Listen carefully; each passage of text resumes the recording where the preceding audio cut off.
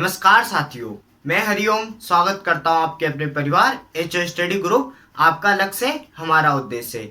देखो साथियों, अभी तक हम एनिमल हस्बेंड्री पर चर्चा कर रहे थे। हमने एनिमल हस्बेंड्री की परिभाषा देखी थी। अभी तक जो हमने पढ़ा, एक बार मैं आपका उसका रिवीजन करवा रहा हूँ। एनिमल हस्बेंड्री की परिभाषा देखी थी, फिर हमने टॉपिक चूज किया था गाय की नस्लें, फिर हमने देखा था कि नस्ल किसे कहते हैं, फिर हमने गाय पे चर्चा की थी कि सर्वाधिक गायें कहाँ पर पाई जाती है विश्व में। भारत में पाई जाती है। द्वितीय स्थान ब्राजील का है, तृतीय स्थान चीन का है। और भारत में सर्वाधिक गाय कौन से राज्य में पाई जाती है? मध्य प्रदेश में पाई जाती है। राजस्थान का 7वां स्थान है। राजस्थान में सर्वाधिक गाय कहाँ पर पाई जाती है? तो उदयपुर संभाग में पाई जाती है। ये हमने देखा था। फिर गाय को 2 भागों में बांटा था, देसी नस्लें और विदेशी नस्लें। देसी नस्लों में कुबड़ उपस्थित होता है, विदेशी में अनुपस्थित होता है। बोस इंडिकस इनका वैज्ञानिक नाम था और बोस टार्सस विदेशी नस्लों का नाम था। इनमें 60 गुणसूत्र रहते हैं और कुल कौन सा हो गया? बोविडी इनका कुल हो गया। और फिर हमने भारतीय गायों को कार्य के आधार पर 3 भागों में बांटा था। एक तो दुग्धारू नस्ल हो गई, एक भारवाही हो गई और एक द्विप्रयोजनी, जो दोनों ही काम करती है। फिर हमने इनको ट्रिक के जरिए याद किया था। मैंने आपको हर एक नस्ल की ट्रिक बता रखी है कि दुग्धारू नस्ल की ट्रिक है, फिर इसकी भारवाही की, फिर द्विप्रयोजनी जो कि दोनों कार्य करती है। एक बार आप पुराने वीडियो में जाकर उसे देख लेना। फिर हमने नस्लें चालू की थी। हमने अभी तक गिर नस्ल पढ़ ली है, फिर हमने उसके बाद शुरू की थी साहिवाल नस्ल, फिर राठी पढ़ ली थी। 3 नस्ल हम पढ़ चुके हैं। आज हम आगे की नस्लें पढ़ेंगे। एक बार में वो आगे पढ़ने से पहले आपको गिर नस्ल, साहिवाल और राठी के बारे में थोड़ा थोड़ा ट्रिक के जरिए उनकी चर्चा करूंगा, फिर हम आगे बढ़ेंगे। आप अगर हमारे चैनल पर नए हो तो हमारे चैनल को सब्सक्राइब कीजिए और लगभग पहले के पुराने वीडियो देखिए। सभी को ट्रिक के जरिए बता रखा है। और आपको वीडियो कैसा लगे, अंत में आप ये सब कमेंट करके बताना और अपने दोस्तों तक भी इसको शेयर करना। देखो अब हम आगे बढ़ते हैं कि आगे क्या हुआ। पहले एक बार मैं पुरानी वाली पे चर्चा करूंगा। हमने पहले नंबर पे गिर नस्ल देखी थी, दूसरे नंबर पे क्या देखी थी? साहिवाल, और तीसरे नंबर पे देखी थी राठी गाय, जिसे क्या कहते हैं? राजस्थान की कामधेनु कहते हैं। तो राजस्थान की कामधेनु राठी को कहते हैं। तो राजस्थान की मेरिनो कैसे कहते हैं? चोकला को कहते हैं। फिर मैंने कहा था हमारा राज्य पशु कौन है, राज्य पक्षी कौन है? चिकारा और गोडावण। राज्य वृक्ष खेजड़ी हो गया, राज्य पुष्प रोहिड़ा हो गया। मैंने इनको भी बताया था कि राज्य पशु व पक्षी 1981 में घोषित हुए थे। राज्य ये फूल और वृक्ष दोनों कब हुए थे? 1983 में हुए थे। ये भी बताया था। अब देखो गिर नस्ल की हम बताई थी मैंने आपको ट्रिक कि काका पत्ता गिरा दे, पत्ता गिरा दे। अगर आपको ट्रिक से याद रहे तो अच्छी बात है, नहीं रहे तो मैं जो कॉमन चीजें लिखाता हूं उनसे याद कर लेना, कोई फर्क नहीं पड़ता। बस आपको याद होना चाहिए, वो एग्जाम में काम आएगा। आपने कैसे किया ये इसका कोई फर्क नहीं पड़ता। देखो काका पत्ता गिरा दे, मैंने कहा था का से काठियावाड़ी, काठियावाड़ी, काठियावाड़ कहाँ पड़ता है? यह गुजरात में स्थान पड़ता है। का से कान हो गया, कान किसके समान हो गए? पत्ते के समान हो गए। तो ये किसकी विशेषता हो गई? गिर की। एक बार रिवीजन करा रहा हूँ, फिर हम आगे पढ़ेंगे। आगे थार पारकर कांकरेज हरियाणवी गाय के बारे में चर्चा करेंगे। पहले इनका एक बार आपको क्विक रिवीजन करवा रहा हूँ, ठीक है। फिर गिर हो गया, गिर इसको जाना जाता है र से। रेंडी इसको जाना जाता है दे से। देसान हो गया, पत्ता गिरा दे। कहां पर गिरा था? अजमेर के बाजार में, अजमेर के बाजार में। तो अजमेर व बिलवाड़ा में इसका वितरण पाया जाता है। ये गिर नस्ल की विशेषता देखी थी। उत्पत्ति स्थान हो गया काठियावाड़ी गुजरात। काठियावाड़ी गुजरात के जो राजस्थान के निकटवर्ती जिले पड़ते हैं, जैसे सिरोही हो गया, डूंगरपुर हो गया, जैसलमेर, बाड़मेर, इनमें इनका वितरण पाया जाता है। और कान पत्ते के समान होते हैं, यह इसकी स्पेशल विशेषता है जो कई दफा एग्जाम में पूछी गई है, ठीक है। इसको गिर के नाम से, रेंडी के नाम से, काठियावाड़ी के नाम से और देसान के नाम से और भार माह इसको भामान के नाम से भी जाना जाता है। क्योंकि 1980 में इस नस्ल के पशु कहाँ भेजे गए थे, ब्राजील भेजे गए थे, इसलिए वहां पर इसको बहमान के नाम से जाना जाता है। तो इसके उपनाम इतने सारे हैं, आप ध्यान रखना। देसान हो गया, रेंडी हो गया, गिर हो गया, बहमान हो गया, काठियावाड़ी। और पत्ते के समान किसके रहते हैं, तो गिर नस्ल के रहते हैं। ये इनकी विशेषता थी। फिर हमने साहिवाल का देखा था। साहिवाल में देखा था कि मोटा मोंटी शाही दूध की मिठाई खाता है। ये हमने साहिवाल की नस्ल की देखी थी। फिर मैंने कहा था ल से आपको याद रखना है लोला, ल से आपको याद रखना है लेक्टोज, और व से आपको याद रखना है वसा। ये 3 चीजें मैंने उसके नाम से निकाली थी। मोटा अर्थात मोटा वही होता है जिसमें वसा का संचय होता है। तो सर्वाधिक वसा किसमें पाई जाती है, साहिवाल में पाई जाती है। ये देसी नस्लों में से कितनी पाई जाती है, 4.5 से 6% वसा साहिवाल में पाई जाती है। मोंटी अर्थात मोंटगुमरी पाकिस्तान, ये इसका उत्पत्ति स्थान था, मूल स्थान था। साहिवाल अर्थात साहिवाल नस्ल हो गया। दूध, तो सर्वाधिक दूध का उत्पादन देसी नस्लों में सर्वाधिक दूध का उत्पादन साहिवाल होता है। कितना होता है, तो 2000 से 2500 प्रति लीटर प्रति ब्यात किसमें होता है, साहिवाल। तो यह दुग्धारू नस्ल अच्छी है और सर्वाधिक दूध देती है, अर्थात डेयरी प्रयोजन के लिए अच्छी नस्ल मानी जाती है। और मिठाई मतलब सर्वाधिक मीठा दूध इसी का होता है। किसके कारण, तो लेक्टोज के कारण। उपनाम क्या हो गया, लोला। इसकी खाल क्या होती है, डीली त्वचा होती है, इसलिए इसको लोला उपनाम से जाना जाता है। ये इसकी महत्वपूर्ण विशेषता थी जो एग्जाम में पूछी गई है। एक बार आप ऐसा करना, पुराने पेपर का रिवीजन कराना। ये सारे क्वेश्चन कई दफा पूछे गए हैं, तो यही मैं आपको बताऊंगा जो कई बार आए हैं। अब राठी के बारे में देखेंगे। राठी का क्या था कि राठी को हमने देखा था रात के रूप में। तो मैंने क्या ट्रिक बताई थी आपको कि रात को, ये मैं मिटा देता हूं, फिर उसके बाद मैं आपको राठी की ट्रिक बताता हूं कि रात को काम के बाद मैं 3 कंबल लेकर अलग से सो गया। अगर आपको ट्रिक याद रहे तो अच्छी बात है, आप वैसे फैक्ट के जरिए भी मैंने लिखा रखा है, वैसे भी याद रख सकते हैं। रात अर्थात राठी, रात को काम के बाद, काम अर्थात कामधेनु।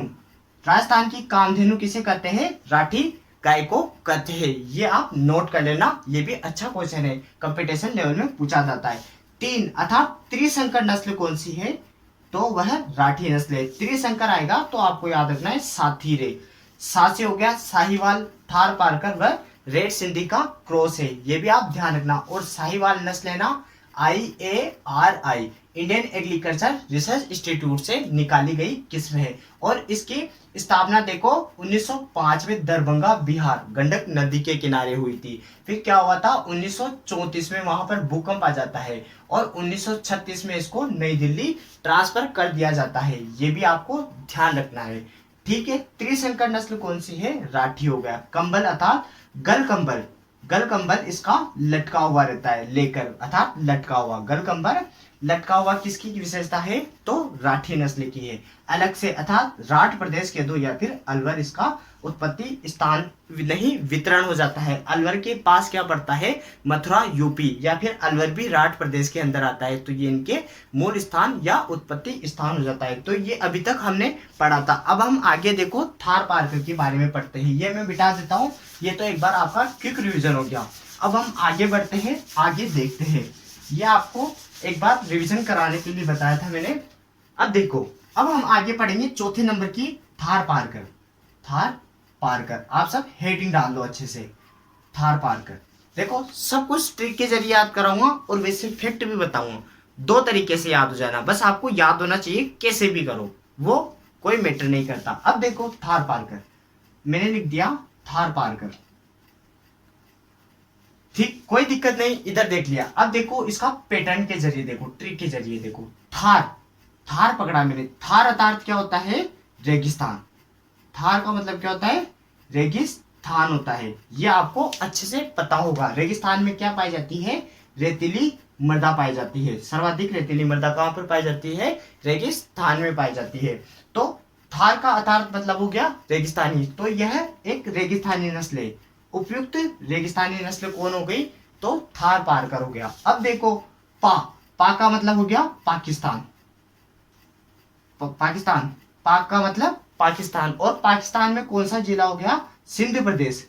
सिंध प्रदेश ये इसका उत्पत्ति स्थान हो गया। और सिंध से आप ऐसा याद करना, स से सफेद हो गया और स से सिंध हो गया, तो सफेद सिंधी भी इसे ही कहते हैं। ये भी आप ध्यान रखना, सफेद सिंधी के दो या फिर ग्रे सिंधी, ग्रे सिंधी ये इसके उपनाम है। किसके? थार पार करके।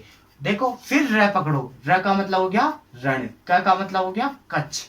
कच्छ व रण कहां पर पाए जाते हैं? गुजरात में।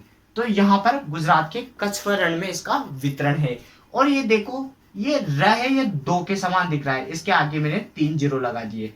तो 2000 लीटर प्रति ब्यात इसका दूध का उत्पादन होता है। आप या तो यूं के दो 1600 से 2000 प्रति ब्यात इसके दूध का उत्पादन हो गया है। ये आपको समझ में आ गया? नहीं आया तो मैं आपको समझाऊंगा, आपको कोई घबराने की जरूरत नहीं है। अब देखो थार पारकर पढ़ रहे थे। थार का अर्थ होता है रेगिस्तान, जहां पर डेजर्ट सोइल पाई जाती है। तो रेगिस्तान, रेगिस्तान की उपयुक्त नस्ल कौन सी है? थार पारकर। और द्विप्रयोजनीय नस्ल अगर पूछी जाए कि उपयुक्त, अगर हरियाणवी भी ऑप्शन में दे रखा है और यूं पूछ लिया जाता है कि सर्वाधिक उपयुक्त द्विप्रयोजनीय नस्ल कौन सी है, तो आपको हरियाणवी टिक करके आना है। किंतु हरियाणवी नहीं देता है, वह थार पार कर देता है। तो यह द्विप्रयोजनीय नस्ल उत्तम किस्म की द्विप्रयोजनीय नस्ल थार पारकर भी है, ये भी आपको ध्यान रखना है। इसका उत्पत्ति स्थान कहाँ हो गया? पाकिस्तान का सिंध प्रदेश हो गया। तो इसका वितरण कहाँ पर होगा? कच्छ या रण हो गया, या फिर अपने राजस्थान के समीपवर्ती जिले कौन कौन से पड़ते हैं? बाड़मेर हो गया, जैसलमेर हो गया, जोधपुर हो गया, इन जिलों में इसका वितरण पाया जाता है। ठीक है। और कैसे कच्छ या रण में इसके वितरण पाया जाता है? 2000 लीटर प्रति ब्यात इसका दूध का उत्पादन होता है। देखो अब हम यहाँ देखते हैं, यहाँ लिखता हूं मैं आपको मूल स्थान। तो आप मुझे बताओ कि इसका मूल स्थान क्या है? आप देखो बोल बोल के याद किया करो तो जल्दी याद होंगे। मूल स्थान इसका हो गया सिंध प्रदेश, सिंध प्रदेश पाकिस्तान। ठीक है, ये हो गया। अब इसका वितरण देखो, डिस्ट्रीब्यूशन, वितरण। तो इसका वितरण कहां पर पाया जाता है? कच्छ या रण, कच्छ या रण यह कहां पर पड़ जाता है? गुजरात में। ठीक। और राजस्थान में कहां पर पाया जाता है? तो समीपवर्ती जिले, समीपवर्ती जिले। समीपवर्ती जिलों में कौन कौन से आ गए? जैसे बाड़मेर आ गया, जैसलमेर आ गया, चूरू जोधपुर, चूरू जोधपुर व बीकानेर, ये समीपवर्ती जिले आ गए। ठीक है, ये आप ध्यान रखना बीकानेर। अगर आपको कोई छोटा दिखे तो मैं बोलता हूं, उसके साथ साथ आप नोट कर लिया करो। अब देखो इसका उपनाम, उपनाम इसको क्या कहते हैं हम? सफेद सिंधी, व्हाइट सिंधी या फिर ग्रे सिंधी भी इसको कह सकते हैं। सफेद सिंधी या ग्रे सिंधी, ग्रे सिंधी ये इसका उपनाम हो गया। इसकी विशेषता देखो आप, स्पेशलिटी, विशेषता। तो थार पारकर नस्ल की विशेषता क्या बताया मैंने? उपयुक्त रेगिस्तानी नस्ल है। कौन सी है? उपयुक्त रेगिस्तानी नस्ल, उपयुक्त रेगिस्तानी नस्ल है। एक बार आप इसको नोट कर लो, स्क्रीनशॉट खींच लो, फिर मैं इसको मिटा देता हूं। एक बार आप इसे नोट कर लो, फिर मैं इसको मिटा दूंगा, फिर हम आगे बढ़ेंगे। एक बार आप इसे नोट कर लो या स्क्रीनशॉट खींच लो, ताकि मैं इसको मिटा दूंगा, फिर हम आगे बढ़ते हैं कि आगे क्या है। देखो मैं आशा करता हूं कि आपने नोट कर लिया होगा। अब मैं इसको मिटा देता हूं। देखो एक बार बता रहा हूं वापस से। मूल स्थान सिंध प्रदेश हो गया पाकिस्तान का। वितरण कहां पर हो गया? कच्छ या रण गुजरात के में। समीपवर्ती जिले बाड़मेर, जैसलमेर, इनमें अपने राजस्थान। उपनाम सफेद सिंधी, ग्रे सिंधी और उपयुक्त रेगिस्तानी नस्ल है। अब देखो आगे देखते हैं। इसकी सींग मध्यम आकार के, छोटे व मध्यम आकार के होते हैं। सींग छोटे व मध्यम आकार के, छोटे व मध्यम आकार के, मध्यम आकार के होते हैं। इसका रंग देखो, रंग कैसा होता है, सफेद या हल्का भूरा, हल्का भूरा, क्योंकि ग्रे कह रहे हैं हम। देखो व्हाइट सिंधी यहां से ले लेना, आप रंग में घबराना मत। सफेद सिंधी क्यों कह रहे हैं, क्योंकि सफेद रंग होता है और हल्का ग्रे होता है, इसलिए हल्का भूरा रंग भी इसी का होता है। ये इसकी विशेषता है, ये आप इसे नोट कर लो, फिर मैं इसको भी मिटा दूंगा। फिर हम इसके दूध का उत्पादन देखेंगे और इसकी वसा देखेंगे कि कितना प्रोडक्शन देती है। इधर देखो इसका उत्पादन, तो थार पारकर का दूध उत्पादन कितना है, 1600 से 2000 लीटर प्रति ब्यात।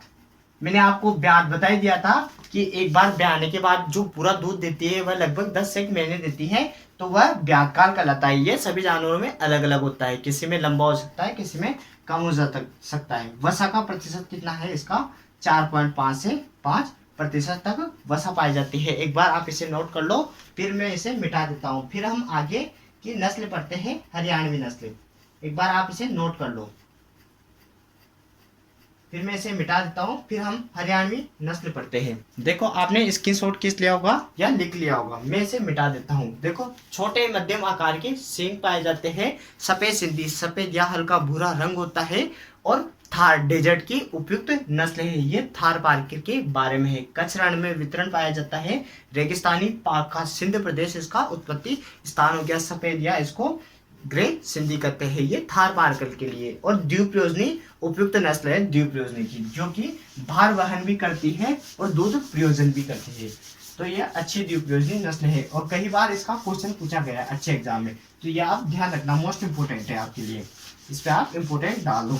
अब देखो हरियाणवी नस्ल, अब हम पढ़ेंगे हरियाणवी। देखो आपको सब कुछ इन शब्दों के नाम से ही याद करा दूंगा, आपको कोई याद नहीं करना पड़ेगा, शब्द के अकॉर्डिंग ही आपको याद हो जाएगा। अब देखो हरियाणवी,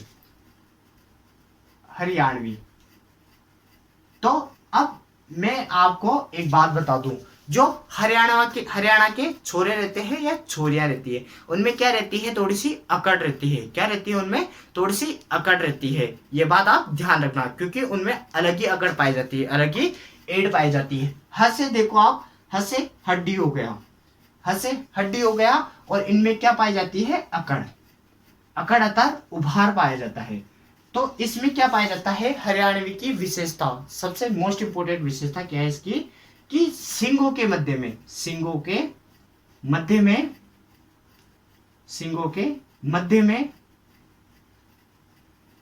हड्डी उभार लिए हुए होते हैं, जैसे ये सींग रहते हैं, गाय के सींग ऐसे बनते हैं, ठीक। तो यहाँ पर हल्की सी उभार ली होती है, ये जैसे गाय का माथा हो गया। देखो चित्र तो बना नहीं, पर ये बीच में क्या होता है, एक उभार ली होती है। यहाँ पर क्या होती है, ये थोड़ी सी उभार ली होती है। देखो चित्र नहीं बना, पर फिर भी आप समझ जाना, ठीक। ये इसकी क्या है, मोस्ट इंपोर्टेंट है। और लगभग ये क्या है, थार पारकर नस्ल रहती है वैसी ही दिखाई देती है, किंतु थार पारकर में क्या होता है, मध्यम व छोटे आकार के होते हैं, किंतु इसमें क्या है, उससे हल्के बड़े होते हैं, हल्के बड़े सींग होते हैं। सींग कैसे होते हैं, हल्के बड़े होते हैं, और वैसे ही सफेद रंग की यह नस्ल होती है। ये हरियाणवी नस्ल है। इसके बारे में मोस्ट इंपोर्टेंट बात यही है, इसका मूल स्थान तो इसके नाम में ही आ गया, हरियाणा में इसका मूल स्थान है।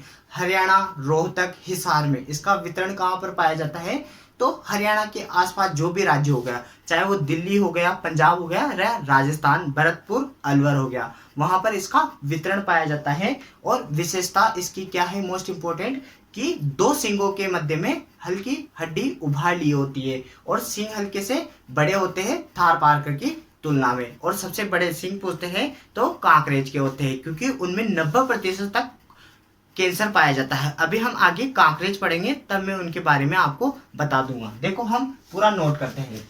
इधर देखो, हरियाणा का मूल स्थान या ओरिजिन पैलेस कह सकते हो, तो क्या हो गया, हरियाणवी क्षेत्र, हरियाणवी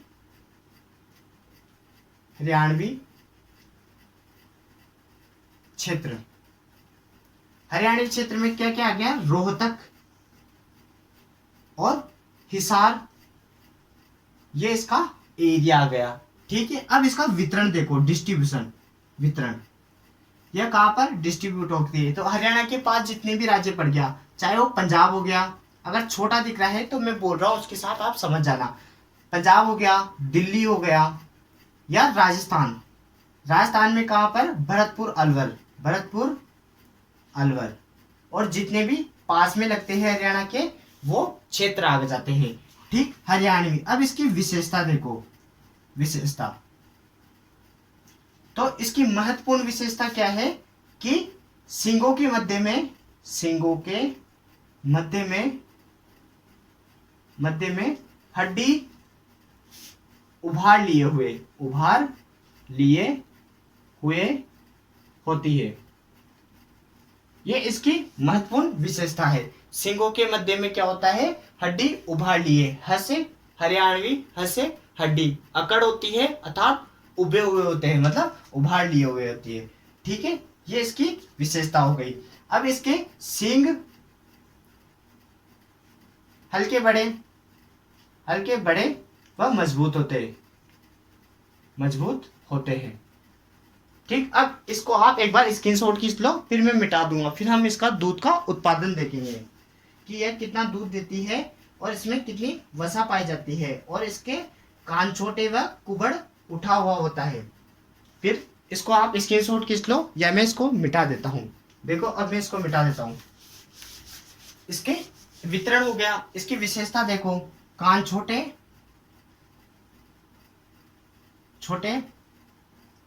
व कुबड़ उठी हुई होती है। ठीक, ये भी ध्यान रखना क्योंकि इनमें एब होती है, क्या होती है, अकड़ होती है। तो कुबड़ अर्थात हम उठी हुई रहती है। कान कैसे रहते हैं, इसके छोटे रहते हैं। अब इसका दूध का उत्पादन भी देखो आप, दूध उत्पादन,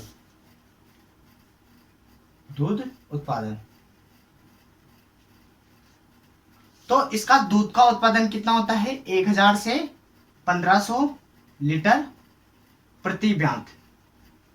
और वसा प्रतिशत कितना होता है, वसा का प्रतिशत तो 4.5 से 5% वसा पाई जाती है। यह हरियाणा की विशेषता है। जल्दी से बता रहा हूं मैं, यह हरियाणा उत्पत्ति स्थान हो गया, पंजाब हरियाणा व राजस्थान के सीमावर्ती जिलों में पाई जाती है। सींगों के मध्य में उभार, यही सबसे मोस्ट इंपोर्टेंट विशेषता है। कान छोटे व कुबड़ उठी हुई होती है हरियाणा की। और दूध इसमें हल्के बड़े आकार के होते हैं, किसकी अपेक्षा, उसके थार पार्कर की अपेक्षा। सबसे बड़े तो कांकरेज में होता है, अगर याद रखना चाहो तो रख लेना, नहीं तो कोई बात नहीं। दूध की कितना, 1000 से 1500, और वसा 4.5 से 5.5। एक बार आप इसे नोट कर लो, फिर मैं इसको मिटा दूंगा, फिर हम आगे देखेंगे कांकरेज नस्ल के बारे में। एक बार आप इसे नोट कर लो। देखो, मैं ऐसा करता हूं कि आपने ये नोट कर लिया होगा। अब मैं इसे मिटा दूं या स्क्रीनशॉट खींच लिया होगा। अगर देखो आपको वीडियो अच्छा लग रहा हो तो आप इसे लाइक करें और अपने दोस्तों तक शेयर करें। आपको भी हमारा साथ देना जरूरी है। अब देखो, आपको लगभग समझ में आ रहा होगा। एक तो मैं बेसिक तरीके से उनकी विशेषता सहित बता रहा हूँ, एक ट्रिक से बता रहा हूँ। तो 2 तरीके से आप याद कर सकते हो। तीसरा आप खुद लिखोगे, चौथा आप सुन भी रहे हो और देख भी रहे हो। 4 तरीके होते हैं याद करने के, जो कि एक ही बार में क्या होता है, याद हो जाती है। एक बार आप इनको रिवाइज करना, ट्रिकों को एक आधी बार लिखोगे तो सब कुछ याद हो जाएगा। ये आप ध्यान रखना। और देखो, अब हम आगे चलते हैं। कांकरेज नस्ल, ये आज की अंतिम नस्ल है। कांकरेज नस्ल के बारे में मैं आपको कहीं विशेषता बताऊंगा जो कहीं दफा एग्जाम में पूछी है। देखो, एक बात कहता हूं कि जब नाव को जल में छोड़ दिया, तूफानों को मोड़ दिया, दे दी चुनौती सिंधु को, फिर धार क्या मजेदार क्या। जब नाव को जल में छोड़ दिया, तूफानों को मोड़ दिया, दे दी चुनौती सिंधु को, फिर धार क्या मजेदार क्या। मौत तो एक वरदान है, जब ठान लिया मरना ही है, फिर जीत क्या, फिर हार क्या। अब देखो, हम कांकरेज के बारे में पढ़ते हैं। अगर आप तैयारी कर रहे हो तो अच्छे जोरों शोरों से तैयारी करना, 1% भी कमी नहीं होनी चाहिए, सब कुछ याद होना चाहिए, यहाँ पर सेट हो जाना चाहिए। देखो, कांकरेज नस्ल के बारे में देखो। अब वही शब्दों में ही सब कुछ अपन देख लेते हैं। वही अपनी विशेषता क्या है कि हम शब्द को पकड़ते हैं। किसको पकड़ते हैं? शब्द को पकड़ते हैं और पूरा विस्तार निकाल देते हैं एक शब्द के जरिए। अब देखो कांकरेज, कांकरेज में अगर मैं यूं कर दूं तो क्या हो गया? काका हो गया। सही बात है, क्या हो गया? काका हो गया। कोई फर्क नहीं पड़ता। कांकरेज को हमने एक डंडा खींच के काका बना दिया तो क्या फर्क पड़ता है? कुछ फर्क नहीं पड़ता। हमने काका का इस्तेमाल गिर नस्ल में भी किया था कि काका पत्ता गिरा दे। कहां पर? पत्ता गिरा दे। ठीक, कहां पर गिरा था ये? अजमेर के बाजार में, अजमेर के बाजार में। ये आपको ध्यान होना चाहिए। काका का माथा कैसा था? चौड़ा था, मोटा था। ये गिर नस्ल की विशेषता बता रहा हूं। अभी कांकरेज की पूरी विशेषता बताऊंगा तो ये आप देख लेना। काका को हमने दो जगह यूज किया है और अच्छे से इसको पूरे ट्रिक के जरिए। पत्ता, कान पत्ते के समान होते हैं। गिरा दे, गिर हो गया, रेंडी हो गया, देसान हो गया। बहामान इसको कहा जाता है। अजमेर व भीलवाड़ा में इसका वितरण पाया जाता है। गिर जंगल गुजरात में इसका उत्पत्ति स्थान है। तो गिर को एक बार और रिवाइज करा दिया। अब देखो इधर काका की कहानी सुनो। कांकरेज में भी काका की कहानी सुनाऊंगा, आपको याद करा दूंगा एकदम अच्छे से, कभी भूलोगे नहीं। अब देखो काका, काका जी की कहानी सुनना। काका जी कहाँ कर है, कहाँ के है? ये गुजरात के हैं। कहाँ के हो गए? गुजरात के। ठीक, पहली बात तो ये हो गई। अब देखो काका, काका की एक बार मैं लिख देता हूं पूरा, फिर उसके बाद आपको अच्छे से समझाऊंगा कि ऊंचे ऊंचे कद के, ऊंचे व भारी कद के, भारी कद के। एक बार आप सुन लेना, पहली दफा तो क्या है आप सुन लेना, फिर आपको पूरा समझाऊंगा। ऊंचे व भारी कद के काका सवाई चाल के साथ चलते थे। सवाई चाल के साथ चलते थे। सॉरी, आप ऐसा करो, इसको ऐसे याद रख लेना कि ऊंचे व भारी कद के काका सिल्वर ग्रे बनियान पहने हुए, सिल्वर ग्रे कलर का बनियान पहने हुए, बनियान पहने हुए सवाई चाल के साथ चलते थे। सवाई चाल के साथ चलते थे। ठीक, ये काका की कहानी है। तो सवाई चाल के साथ चलते थे। तो यह इनकी क्या हुई थी? 59 साल में, 59 साल में कैंसर बीमारी से इनका देहांत हो गया। क्या हो गया? मृत्यु हो गई, मृत्यु। ठीक, ये काका की कहानी है। क्या है कि एक बार मैं आपको एक बार पूरी लाइन बता देता हूं, फिर उसके बाद पूरा समझाऊंगा, आपको कहीं कंफ्यूजन नहीं होगा कि काका जी है। ठीक है, काका जी कहाँ के हैं? गुजरात के हैं। काका जी का बनियान कौन से रंग का है? सिल्वर व ग्रे रंग का है। काका अच्छे खासे हष्ट पुष्ट है, ऊंचे है और भारी वजन में। कद उनका ऊंचा है और वजन में भारी है। ये काका जी है। उनकी बनियान कौन सी हो गई? सिल्वर ग्रे कलर की होगी। जब वो चलते हैं तो कैसी चाल में चलते हैं? सवाई चाल में चलते हैं। और 59 साल में क्या हो गई? उनकी मृत्यु हो गई। कौन सी बीमारी से? कैंसर बीमारी से। आपका सब कुछ क्लियर हो गया और पूरा कांकरेज याद हो गया। अब देखो मैं बताता हूं कि ऊंचे काका कैसे हो गए? ऊंचे व भारी कद के। तो गाय की सबसे ऊंची नस्ल, गाय की सबसे ऊंची नस्ल कौन सी हो गई? कांकरेज हो गई। और भारी अर्थात देसी गाय में सबसे भारी नस्ल कौन सी हो गई? तो कांकरेज। और भारी हो गई तो बताओ इसका वजन कितना है? तो मैंने क्या बताई थी? काका की 59 साल में काका कैंसर से मर गए। तो काका के लिए अपन क्या रखेंगे? रेस्ट इन पीस का स्टेटस डालेंगे। क्या डालेंगे? स्टेटस डालेंगे, रेस्ट इन पीस, क्योंकि उनके लिए 2 मिनट का मौन रखते हैं, फिर हम ये पढ़ते हैं। अब देखो हमने मौन रख दिया। अब काका जी मर तो गए सही, तो काका जी की उम्र क्या थी? 59 साल थी। तो 59 साल में एक जीरो आगे लगा दिया। तो सबसे भारी है तो इसका वजन कितना रहता है? 590 किलोग्राम रहता है। ठीक है, आपको समझ में आ गया होगा। ठीक, ऊंचा हो गया, भारी हो गया। ऊंचे कद की कौन सी हो गई? कोकरेज हो गई। भारी कद की कौन हो गई? कांकरेज हो गई। कद के काका, काका का अर्थ होता है कांकरेज। ठीक है, या भूलना मत, कांकरेज। या आप भूल भी नहीं पाओगे, भूलना चाहोगे तो भी नहीं भूल पाओगे। अब देखो सिल्वर ग्रे कलर का बनियान पहने हुए, तो इसका रंग कौन सा हो गया? सिल्वर व ग्रे रंग की इसका रंग हो गया। बनियान, बनियान अर्थात इसका उपनाम क्या हो गया? इसका उपनाम बनियार। इसको क्या कहते हैं, इसके बनियान, बनियान पहने हुए, तो बनियान नहीं हो गया, इसका उपनाम हो गया बनियर, इसको कहते हैं बनियर, बनियर इसका उपनाम हो गया। ठीक है, अब बनियान पहने हुए सवाई चाल के साथ, इसकी चाल कौन सी होती है, तो सवाई चाल के लिए कौन सी नस्ल फेमस है, ऐसे क्वेश्चन आता है, तो कांकरेज नस्ल सवाई चाल के लिए फेमस है। ये हो गया के साथ चलते थे और 59 साल में, मतलब 559 किलो वजन की सबसे भारी नस्ल होती है, कैंसर से मृत्यु हो गई। तो इसमें क्या होता है, सर्वाधिक सिंग कैंसर पाया जाता है। सिंग इसके क्या होते हैं, मजबूत व सबसे बड़े होते हैं। तो इनमें सर्वाधिक 90% तक सिंग कैंसर किस में पाया जाता है, तो वह कांकरेज नस्ल पे पाया जाता है।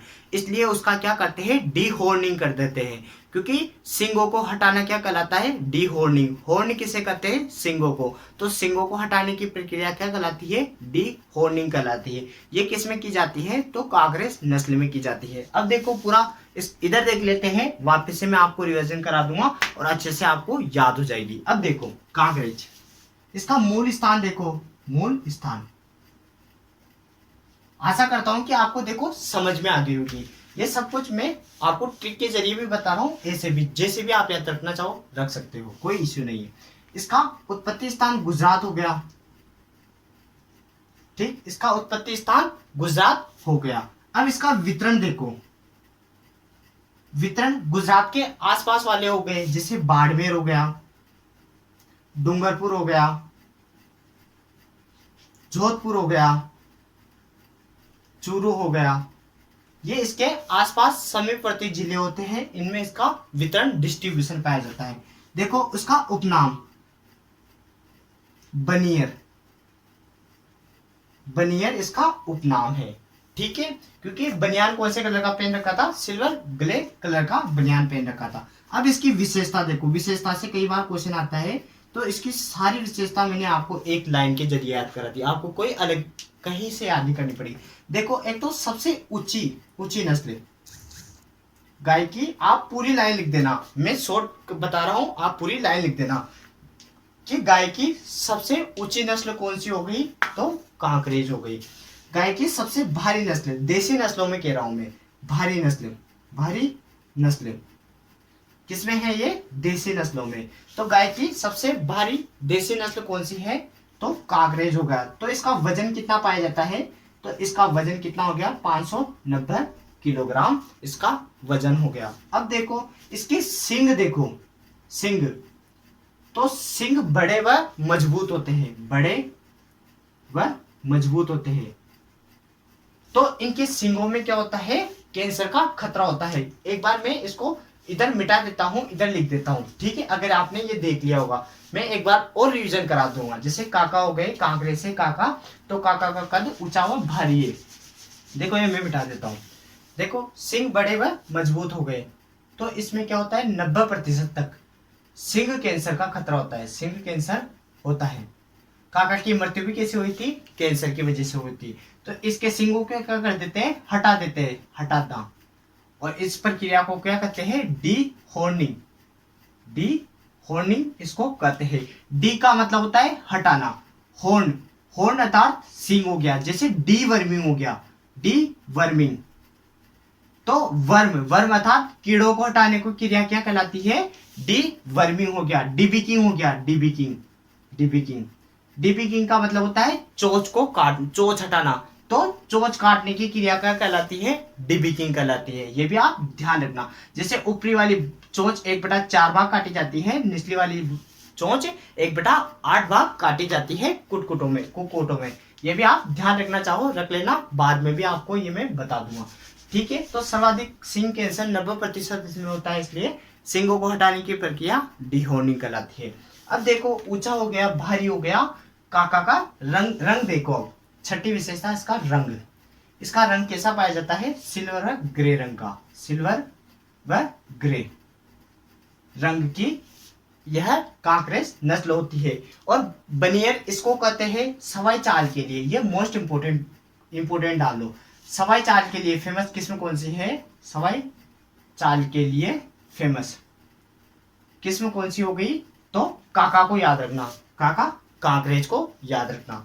ठीक है, के साथ चलते थे और 59 साल में तो 590 किलोग्राम इसका वजन हो गया और कैंसर से इसकी मृत्यु हो गई। तो यह काका की देखो 6-7 विशेषता है और एग्जाम में पूछी जाती है। एक बार रिवीजन करा रहा हूँ, अच्छे से ध्यान से सुन लेना। कांकरेज, तो काका की कहानी याद करना है कि काका सिल्वर ग्रे कलर का, मतलब ऊंचे व भारी कद के होते हैं। कैसे होते हैं? ऊंचे व भारी कद के, सिल्वर ग्रे कलर का बनियान पहने हुए, सवाई चाल के साथ चलते हुए 59 साल की आयु में कैंसर की वजह से इनकी मृत्यु हो गई। ये कहानी थी। तो गुजरात इसका उत्पत्ति स्थान हो गया, वितरण बाड़मेर, डूंगरपुर, जोधपुर व चूरू हो गया। उपनाम इसका बनियर इसको कहते हैं। विशेषता ऊंची नस्ल हो गई, भारी नस्ल हो गई। भारी हो गई तो कितना वजन होता है? 590 किलोग्राम होता है।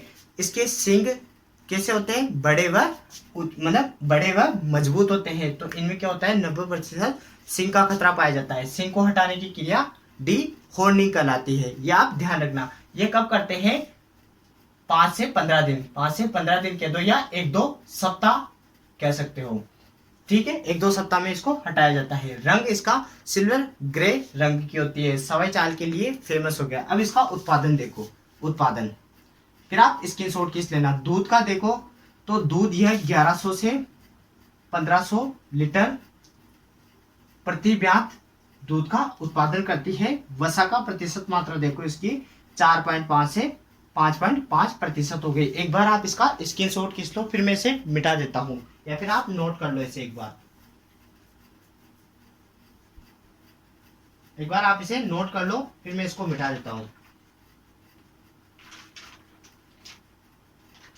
देखो आपने नोट कर लिया होगा या स्क्रीनशॉट खींच लिया होगा, मैं आशा करता हूं। अब तक आपने देखो 3 नस्लें पढ़ी। एक बार रिवीजन करा रहा हूं, आज के लिए हम इतना ही पढ़ेंगे। कौन कौन सी पढ़ी थी? 3 तो हमने पहले पढ़ ली थी, गिर पढ़ ली थी, साहिवाल पढ़ ली थी और राठी पढ़ ली थी। आज हमने क्या पढ़ा? थार पारकर हो गया, हरियाणवी हो गया, कोकरेज हो गया। ये तीनों नस्लें आज हमने पढ़ी। तो थार पारकर में मैंने पूरा थार के हिसाब से उसको समझा दिया था। हरियाणवी में क्या होती है? हड्डी होती है, अकड़ होती है। ये आप ध्यान रखना। कांकरेज में काका की कहानी याद करा दी। तो सब कुछ आपको एचडीज क्लियर हो जाना चाहिए। सब कुछ आप देखो ऐसे ही याद करा करो, जल्दी याद होगी। चाहो तो ट्रिक से याद कर लो, चाहे तो आप विशेषता वैसे भी याद कर सकते हो, कोई फर्क नहीं पड़ता। बस आपका एग्जाम फाइट होना चाहिए, अच्छे से आपको मेहनत करनी। आप जिस भी एग्जाम की तैयारी कर रहे हो लगभग सभी में एक क्वेश्चन पुटअप होते हैं और आपको कभी भी देखो क्वेश्चन गलत नहीं करना है, उसकी प्रैक्टिस किया करो। गलत एक क्वेश्चन आपका गलत होता है तो आप कहीं सीट से नीचे आ जाते हो, आपकी सीट कोई दूसरा और ले जाता है। तो मेहनत करते रहना चाहिए, ज़्यादा से ज़्यादा तैयारी करो, प्रैक्टिस करो, क्योंकि प्रैक्टिस इंसान को मजबूत बनाती है। ये आप ध्यान रखना। आप जिस भी एग्जाम की तैयारी कर रहे हो उसके लिए बेस्ट ऑफ लक। अच्छे से पढ़ना और हंसते खेलते मुस्कुराते रहो। इसी के साथ मैं अलविदा लेना चाहूँगा। जय हिंद, जय भारत, धन्यवाद।